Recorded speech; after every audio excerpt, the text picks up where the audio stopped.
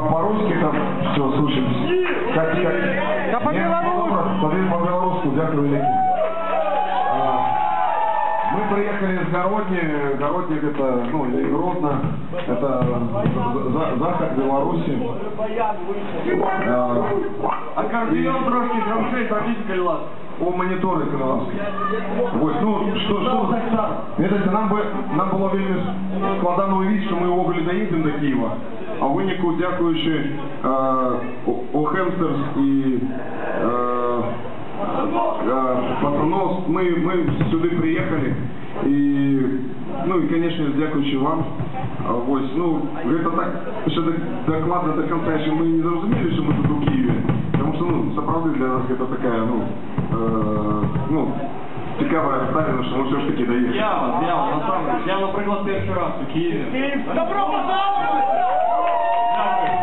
Ребята, я хотел бы сказать вельми важное слово, которое вот сегодня долго думал, про які я повинен был сказать, про які повинны мы были сказать.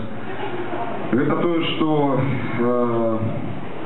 хотя большинство белорусов, як и наш император, и нашим, и вашим, все ж таки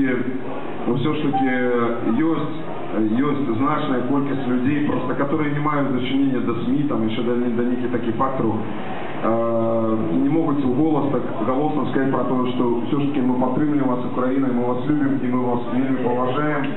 И дякую вам за то, что вы есть, за то, что вы вытримали. Беларусь! Живе! Беларусь! Живе! Беларусь! Живе! Наступна пісня називається «Лясні брати». Я бачу, що тут шмат хто веде, і вона присвящається усім тим, хто змагався з так званою продразверсткою, коли приходили большевики і просто забирали... Україна, напевно, веде, що таке Голодомор. Видел.